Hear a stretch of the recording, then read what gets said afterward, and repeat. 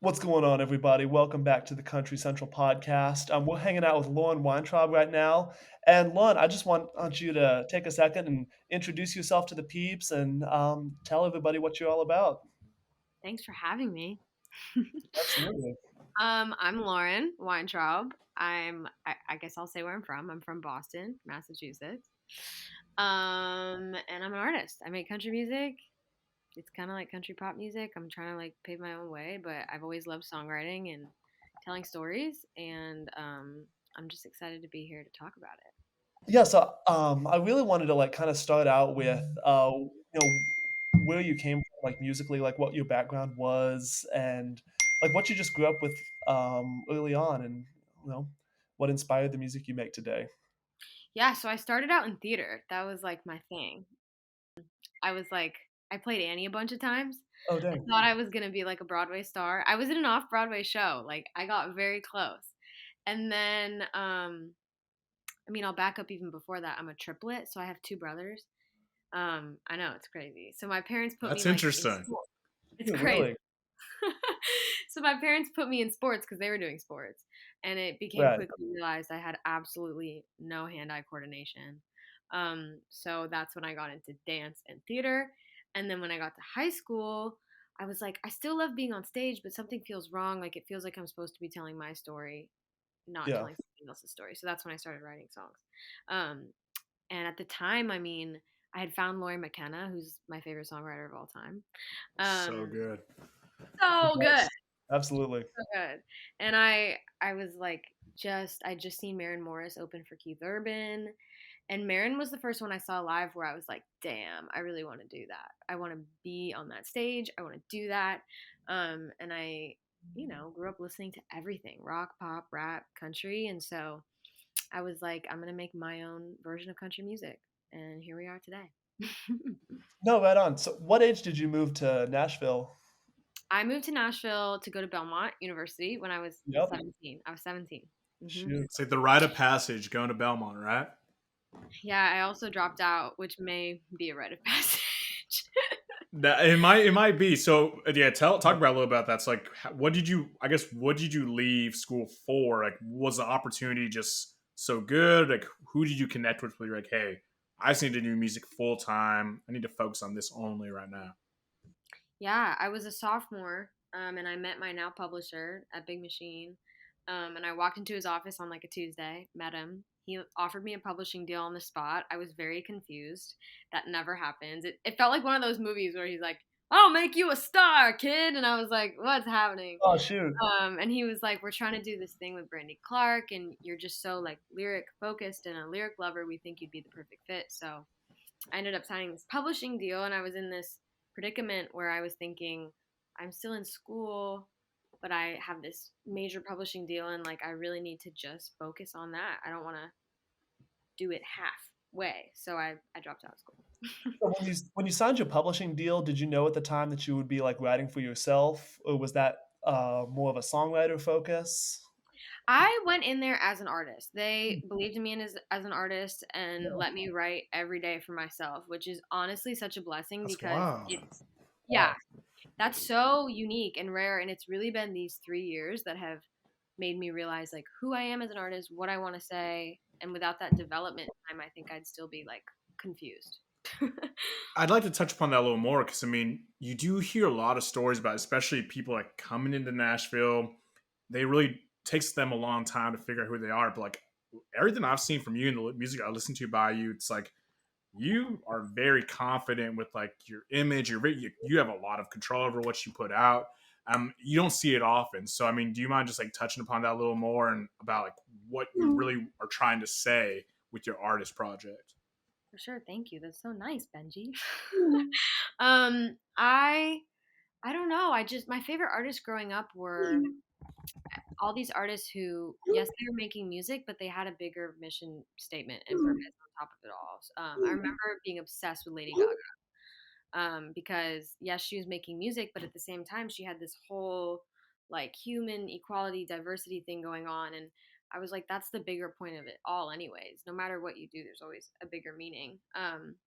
But I think it took me a while to figure that out. And I think at the end of the day, it's like about authenticity. And I think I'm trying to show through my music that being vulnerable does not equal being weak. It equals power.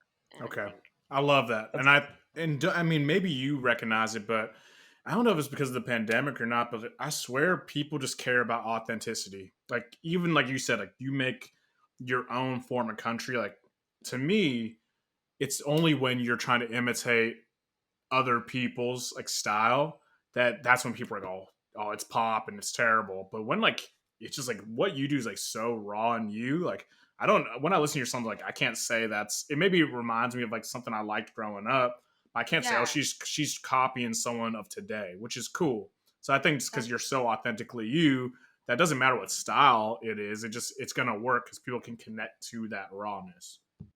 thank you. Oh, that's good to hear. When we went into the studio to cut this last time, we had all these country musicians and we told them, we were like, okay, country meets No Doubt meets Avril Lavigne meets, like we were like all of these things together, and I feel like you can hear it, which is cool.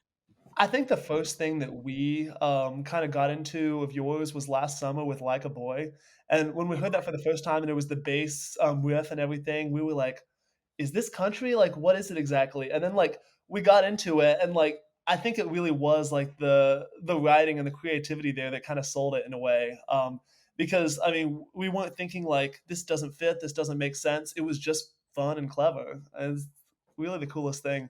So you mentioned, like, some of the folks that you were working with. I mean, you wrote, "Boston" with Nathan Chapman of, Taylor Swift fame, and, Jessie Joe Dillon and Laura Veltz were on, X Appeal.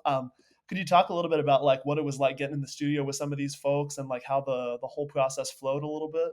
Yeah, it's crazy. I mean, you're talking about people who are my heroes and still are my heroes, even though now they're my Yes, yeah, friends. But I feel like writing with every person you just named has been such a learning experience. I walk in and I feel like I'm learning things from them and they don't even know that, but I'm just sitting there watching them, their genius, and just being like, wow, I want to be that great one day. And it's just been really fun, honestly. They've all made it so fun. Nathan's brilliant, Laura's brilliant, Daniel's brilliant, Jesse Joe's brilliant. So X yeah. Appeal was a fun one to write. Because it's just such a fun, like sassy song. And Daniel and I kind of like tried to start that song when we were drunk one night and we weren't getting anywhere. And so we brought in Laura Veltz and Jesse Joe, and Like that's got a when it lot to finally. say, right? Yeah, yeah, they had a lot to say. And so did I, and so did Daniel, and that's when it kind of finally like found its way, that song. I mean, you name And dropped No Doubt, so I would love to dig more into what were you listening to growing up? Like truly who are maybe those like tentpole artists that I guess inspired you to want to be a musician but still like are kind of shaping the direction you're taking right now. Yeah. Avril, No Doubt, Michelle Branch, Carol King. I was like a ZZ Top fan. I don't know where that comes from. My dad loved Bruce Springsteen, Billy Joel. What else was in my ears as a kid? John Mayer, Ed Sheeran, yep, um, Foreigner. I fucking love Come Foreigner. on. Just like a weird amalgam, and I love rap music too because my brothers love rap music. So I feel like NF is one of my favorite artists. So I don't know. And then in country, like Marin, Chris Stapleton, Kane Brown, Sam Hunt, all of them I feel like kind of made their own path. Yep. I'm lucky enough to be in the genre at a time where that's like possible. So it's cool. definitely. Yeah, so I want to talk about the EP that where you worked with all these awesome writers and put these amazing songs together and everything. The title "Your Brain on Love," Hmm. I think it threw everybody for a loop a little bit because we didn't exactly know, and we may not yet know what it means. So I've got to ask, what does "This Is Your Brain on Love" mean to you? So I came up with that title. I was meditating 2 years ago, and I was sitting there, and then it just popped into my head, and I was like, my debut EP has to be called this, Oh, dang! So which this is has so been like a weird. long time coming, a little bit. Oh yeah, it's been in the works. Well, it's But good. I love it because this EP, there's a song for every stage of a relationship. Like I have a crush, I'm mad at you, I miss you, I want you back. And I was like, it's a cycle that you just voluntarily choose to repeat every time you get in a relationship. And so I wanted to call it like "This Is Your Brain on Love" because of that commercial from the, I think it's like the 90s, that was like, this is your brain on drugs, Yeah. but this is your brain on love. So we made a little trailer that kind of is a play on that commercial. But I'm really excited about it. This is the first time we've made a cohesive project. It's all lives in one world, and I'm really proud of it. Yeah. Yeah, so I did see the teaser, and I know there's probably a video coming out with it, and that's what I tell Jack. I'm like, I loved X Appeal, like that. Just it did remind me like the '90s, like no doubt, just like spunkiness. But seeing that like this is your brand on love teaser, I was like, okay, like, you really do care about the visual representation or presentation Mhm. of your music, and you there's a lot of thought that goes into it. And in a Yeah. age where there is visuals attached to music, but it just kind of is almost like they have to throw something out there. Yours has more thought to it. So tell us about like, what went into making the video, and I don't know, some crazy experiences that I've seen a lot of, like, stuff behind the scenes on your Instagram. So what went into the video recording process? Oh my gosh. That video specifically, so the chair's on fire.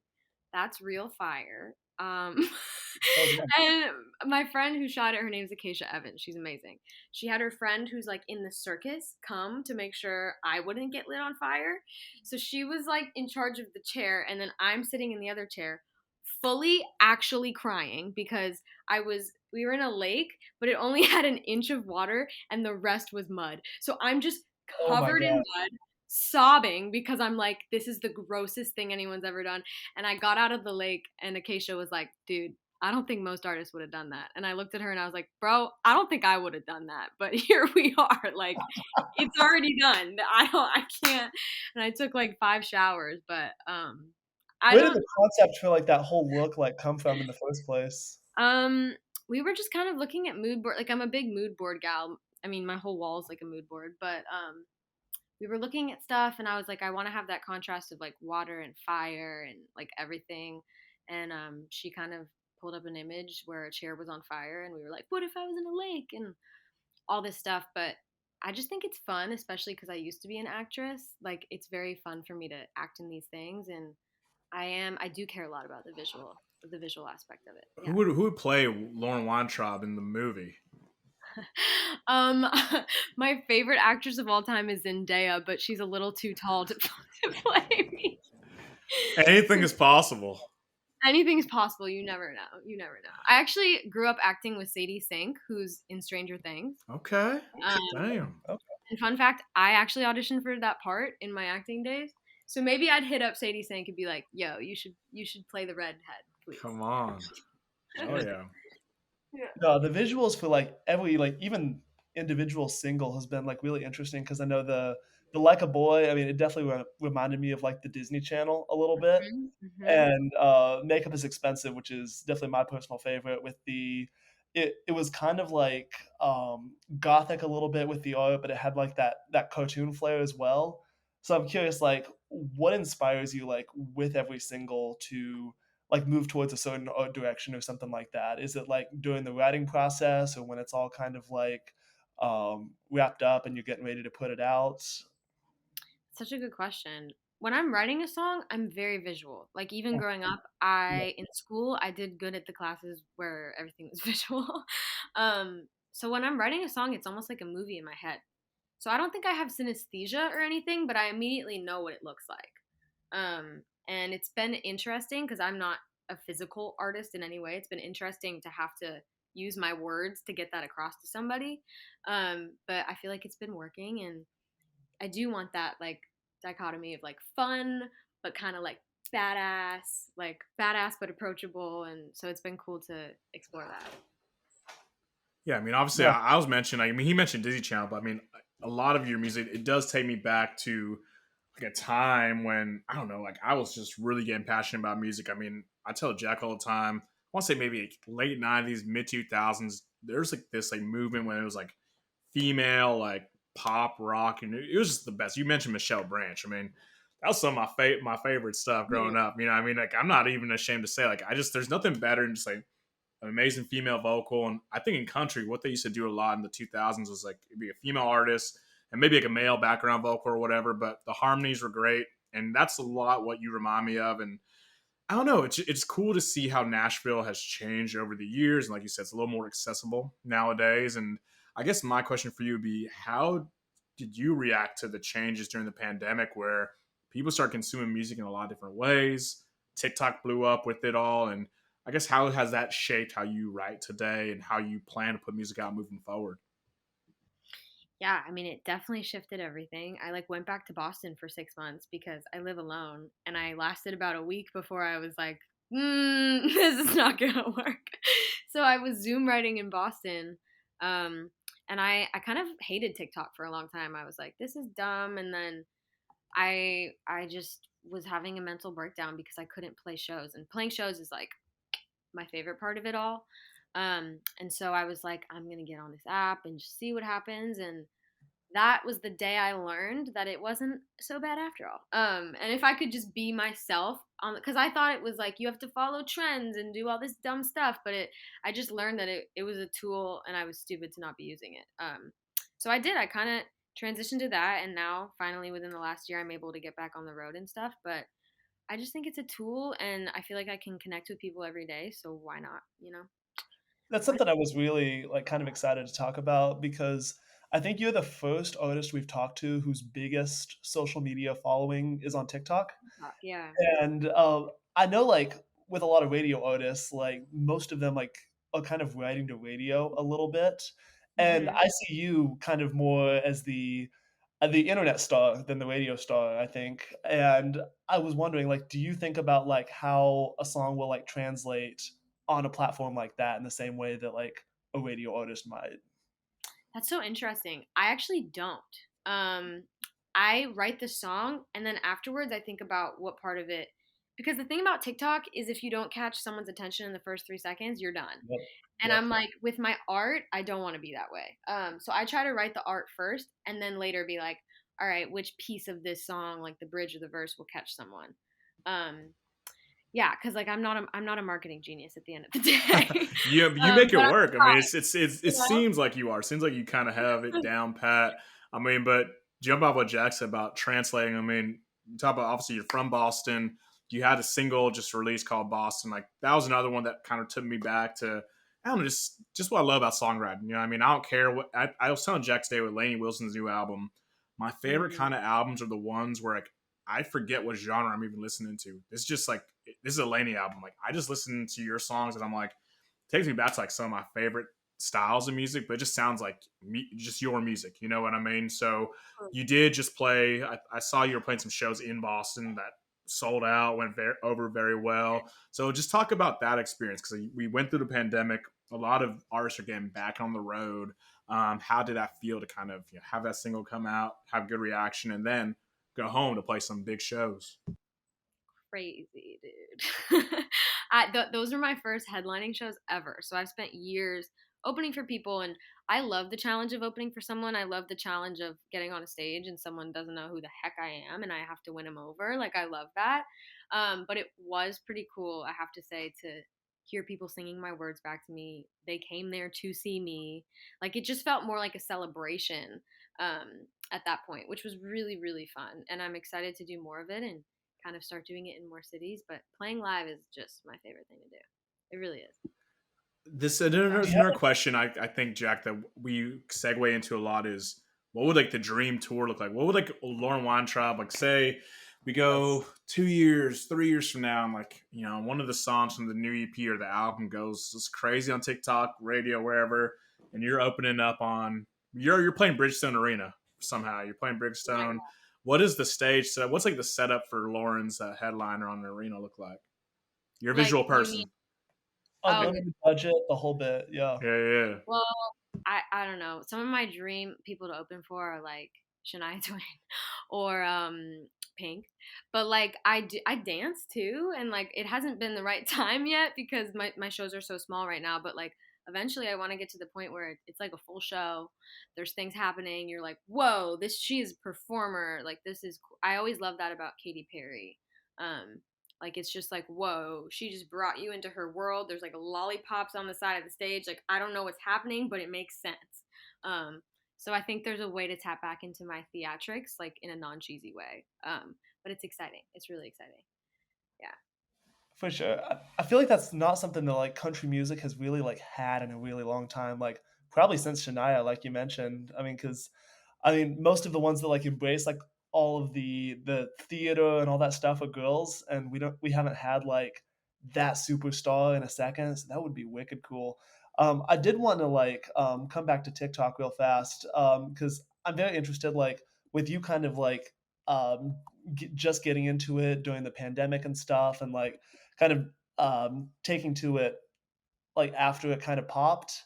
Was that like something that was challenging to keep up with? And like even now, like is it as it's just like, part of the art, so to speak, do you find yourself like in like a love-hate relationship with that, or does it just like come naturally? It comes naturally sometimes. Other times I just want to be a human and not have Yeah. an internet account, you know? So I think I do have a love-hate relationship with it. I think I recognize the ability it has to change my life, but at the same time, it's really unhealthy to be on there scrolling all the time. So I try to just post my content and then leave it alone and go read a book, put my foot on some grass, and like just be a freaking human, you You have know? to be.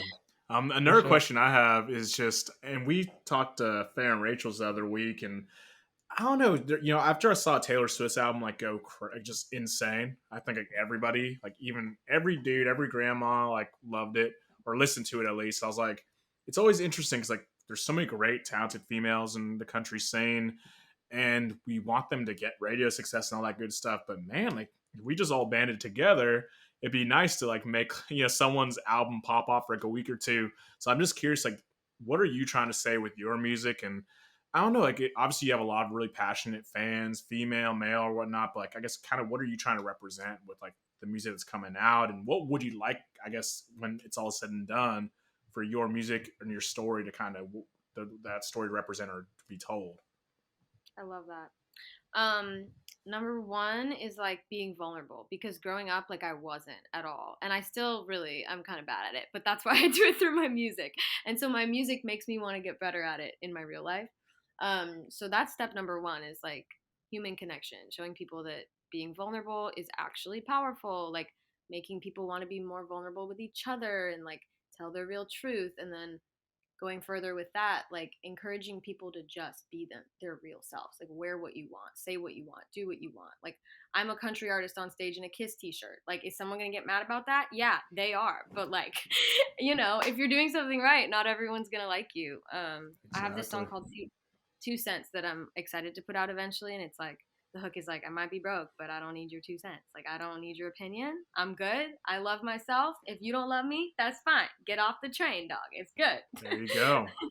Awesome. On that note, though, I've got to ask, like, is the EP, "This Is Your Win on Love," like, is this going to be like a segue or a stepping stone towards like a full LP, or is this like just one like step in the journey, so to speak? I would say it's definitely the foundation of the house, and there are Okay. there are more there are more schemes going on, if you will. Yes.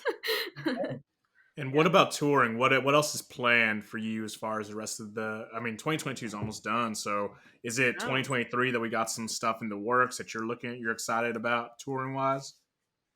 Yeah, I'm going on a little tour with this girl named Andy. She's a TikTok artist. Just like Chicago, LA, New York, and then that'll close out 2022. And then 2023, yeah, we're submitting for some exciting stuff. So I'm just kind of like waiting for the right thing to come along. Maybe some in town stuff that's been a dream. So, like, we'll see. Totally, totally. Yeah. Good stuff. Lauren, we want to thank you so much for just chilling with us a little while. This has been super fun just to get to know you a little bit and get to know about everything in store too. Thank you So so much. this is your brand on love comes out the first week of November, and we'll be staying tuned, of course, and just looking forward to it all. And y'all, we want to thank you so much for hanging out with us. As always, you can check us out at Country Central on Instagram. Get that camo Country Central hat at countrycentralshop.com. And we will catch you again real soon.